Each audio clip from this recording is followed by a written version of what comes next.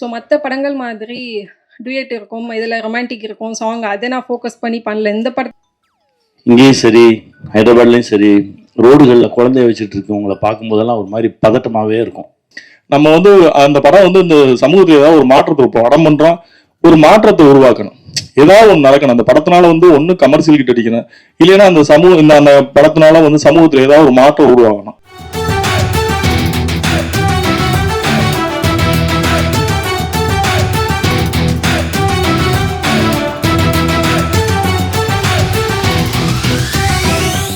Trust media internet நண்பர்களுக்கும் இங்கு வருகை தந்திருக்கும்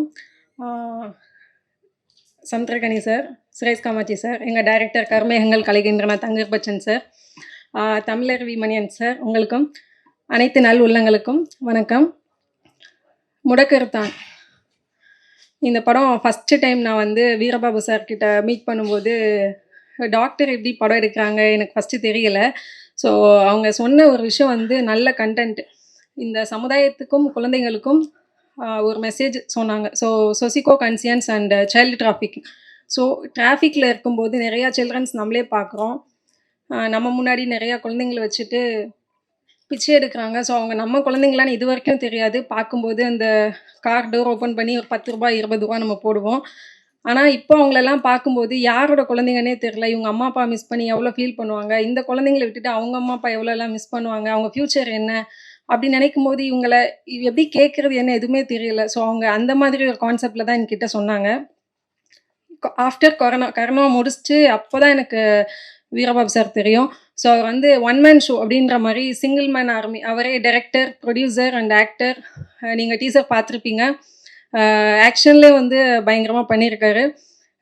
முடக்கர்த்தான் டைட்டில் வந்து எப்படின்னா, குழந்தைங்களை கிட்னாப் பண்ணுறாங்க, கிட்னாப் பண்ணிவிட்டு இங்கேருந்து டெல்லிக்கு பெண் குழந்தைங்கள் வந்து பெருசானதுக்கப்புறமா விபச்சார தொழிலுக்கு இங்கேருந்து அங்கே அமுச்சு விட்டுறாங்க.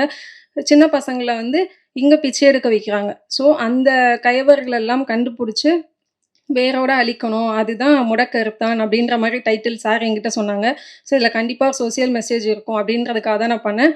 ஸோ மற்ற படங்கள் மாதிரி டூயட் இருக்கும், இதில் ரொமான்டிக் இருக்கும் சாங், அதை நான் ஃபோக்கஸ் பண்ணி பண்ணல. இந்த படத்தில் வந்து வீரபாபு சார் கொரோனா டைமில் நிறையா பேரை வந்து காப்பாற்றிருக்காங்க.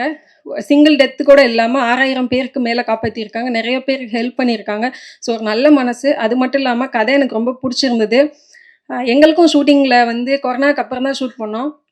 ஸோ அந்த டைமில் ஹெர்பல் டீ, அதுக்கப்புறம் ஃபுல்லாக மில்லட்ஸ் ஃபுட்டு அந்த மாதிரி தான் எங்களுக்கும் கொடுத்து எல்லாரையுமே கேர் பண்ணி பார்த்துக்கிட்டாங்க. அதுக்கப்புறம் ஃபுல் அண்ட் ஃபுல்லு டைரக்ஷன் அவங்களே தான். சிற்பி சார் அவங்களோட மியூசிக்கில், சந்தான பாரதி சார் அவங்க லிரிக்ஸ்டில், சின்மை மேம் அவங்க வாய்ஸில், குழந்தைங்களுக்கான ஒரு சாங் வந்து சின்னக்குள் சித்ரா மேம் அவங்க பாடியிருக்காங்க. காமெடிக்கு எதுவும் பஞ்சமே இல்லை. ஸோ அவங்க சோசியல் மெசேஜ் சொன்னால் கூட சாம் சார், காதல் சுமார் சார் அண்ட் கொட்டாச்சி சார் அதுக்கப்புறம் எல்லோரும் பண்ணியிருக்காங்க. கண்டிப்பாக அந்த படம் வந்து நல்லா வந்திருக்கு, எல்லோரும் தியேட்டரில் பாருங்கள். அதை அடுத்து January 5 வந்து கும்பாரி படம் ரிலீஸ் ஆகுது, 25 முடக்கர்த்தான் படமும் ரிலீஸ் ஆகுது. மக்கள் எல்லோரும் பேதாரவு கொடுக்கணும். 2016 15 அந்த டைம் டிசம்பரில் இங்கே சென்னையில் ஃப்ளட்டு வந்துச்சு, எல்லோரும் ரொம்ப கஷ்டப்பட்டாங்க. ஸோ அதே பேரழிவு இப்போ வந்துருமோன்னு சொல்லி ரொம்ப பயமாக இருந்துச்சு. ஏன்னா எவ்ரி டிசம்பர் வந்தாலே வந்து சென்னைக்கும் ரெயினுக்கு ஒரு கனெக்டிவிட்டி இருக்குது. ஸோ இப்போவும் ரெயின் வந்துச்சு, பட் அந்தளவுக்கு எதுவும் எஃபெக்ட் இல்லை. மக்களால் முடிஞ்ச அளவுக்கு எல்லாருமே ஹெல்ப் பண்ணோம். ஸோ நீங்களும் உங்களால் முடிஞ்சவங்களுக்கு ஹெல்ப் பண்ணுங்கள். இப்போ தூத்துக்குடி திருநெல்வேலி பக்கம் தான் ரெயின் இருக்குது. ஸோ மறுபடியும் மழைக்கெல்லாம் சொல்லியிருக்காங்க. எல்லோரும் ரொம்ப சேஃபாக இருங்க, சேஃப் ரொம்ப முக்கியம். கண்டிப்பாக நீங்கள் எல்லாம் சப்போர்ட் பண்ணணும். இந்த வருஷத்தில் எனக்கு 2 படம் ரிலீஸ் ஆகிருக்கு. கர்மேகங்கள் கலைகின்றன, வா வரலாம் வா. ஸோ ஜான்வரிலையும் ரிலீஸ் ஆகுது. மக்களோட சேஃப் ரொம்ப முக்கியம், மழை வரும்னு சொல்லியிருக்காங்க. சேஃபாக இருங்க, படத்துக்கு எல்லோரும் சப்போர்ட் பண்ணுங்கள். இந்த வருஷம் எல்லாருக்கும் சிறப்பான வருஷமாக இருக்கணும். So happy new year and prosperous new year, happy Christmas. Thank you so much. எனக்கு நன்றி. வீரபாபு அண்ணனை பற்றி சொல்லணும்னு நிறைய சொல்லணும். நல்ல மனுஷன் அதான்.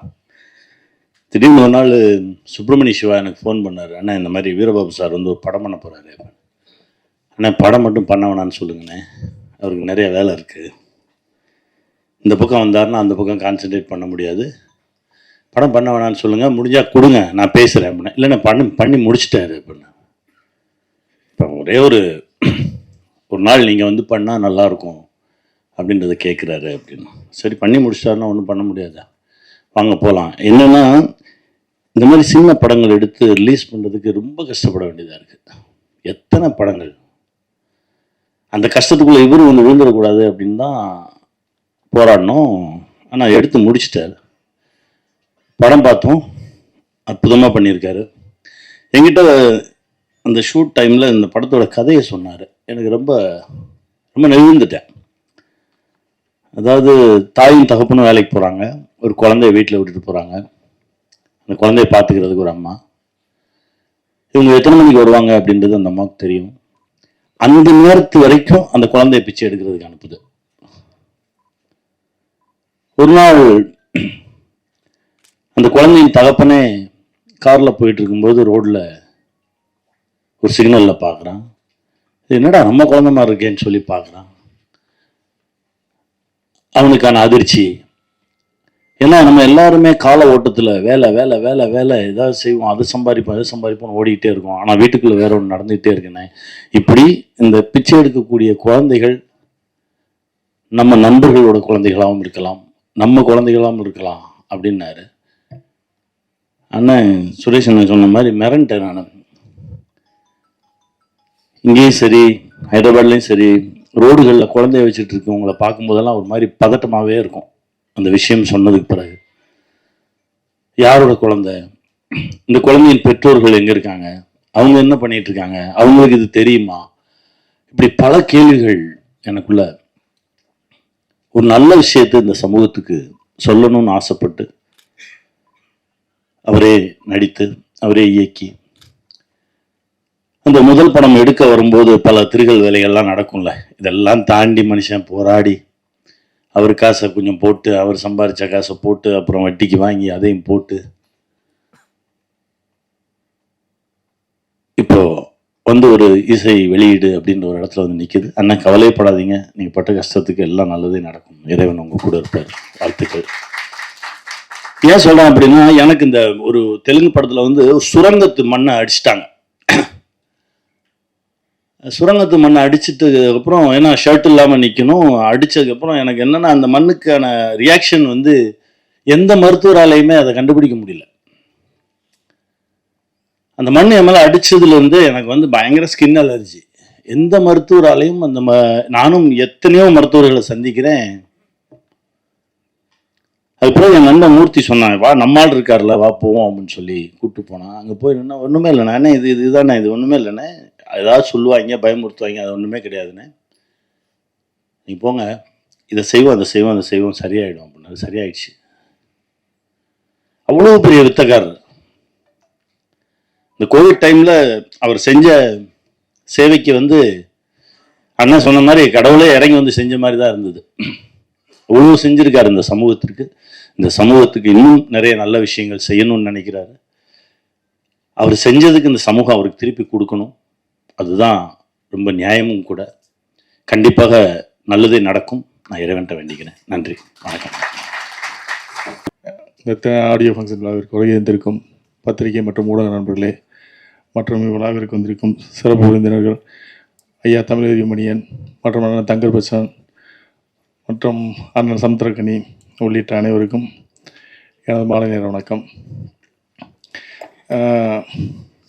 ஏற்கனவே வீரபவானி நிறைய பேசிட்டாரு. இப்போ நம்ம வாழ்த்த வேண்டிய கண்டென்ட், உங்களுக்கு தேவையான கண்டென்ட் நிறைய கிடச்சிருக்குன்னு நினைக்கிறேன்.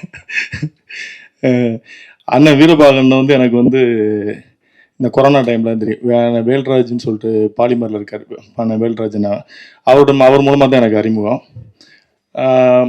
அறிமுகமான கொஞ்ச நாள் என்ன நெருக்கமாக பழக ஆரம்பிச்சோம். நிறைய பேருக்கு வந்து நான் மீடியா நண்பர்கள் நிறைய பேருக்கு நான் ரெஃபர் பண்ணி விட்டேன் அவர்கிட்ட அந்த கொரோனா டைமில்.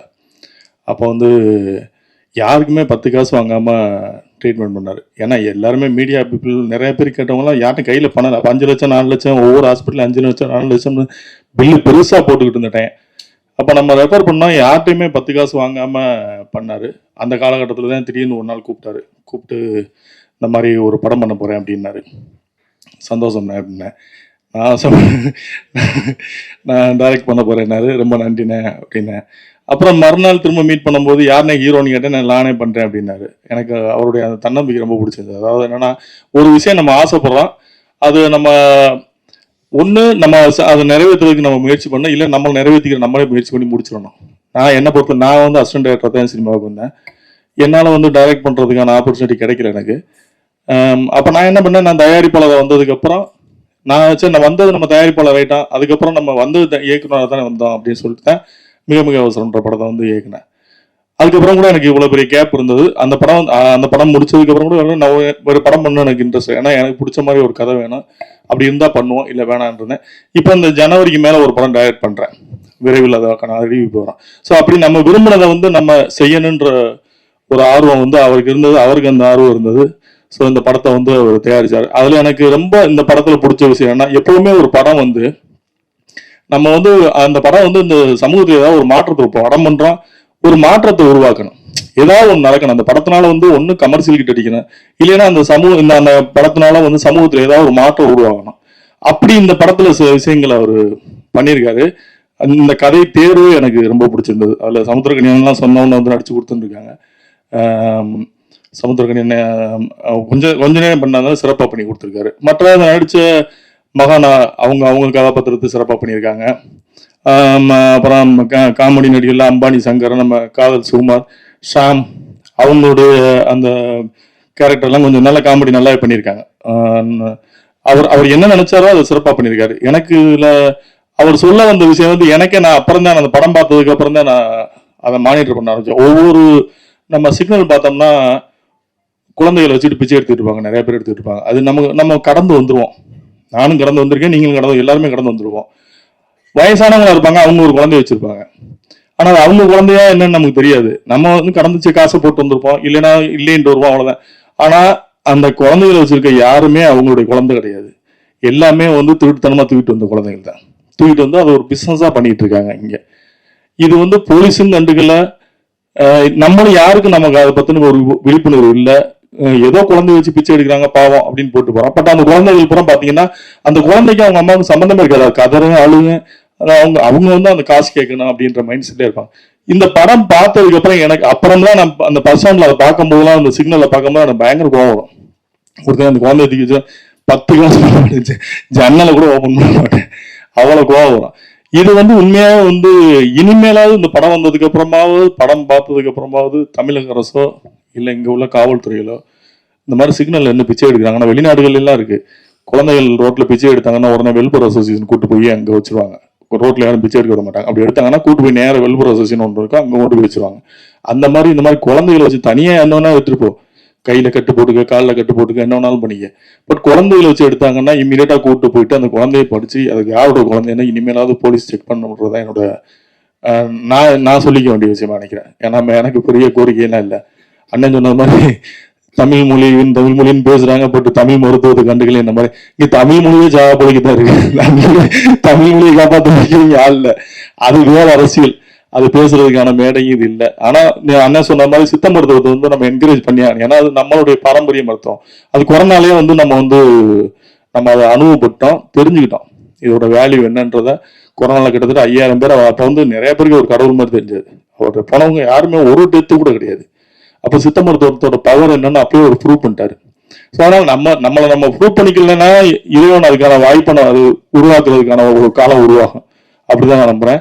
இந்த படம் வந்து அவருடைய நம்பிக்கைக்கும் ஒரு மிகப்பெரிய வெற்றியை கொடுக்கணும். பத்திரிகை நண்பர்களும் அவருக்கு பிற ஆதரவு கொடுக்கணும் அப்படின்னு வேண்டிட்டு வந்திருந்த அனைவரும் நன்றி விடைபெறுகிறேன். நன்றி, வணக்கம்.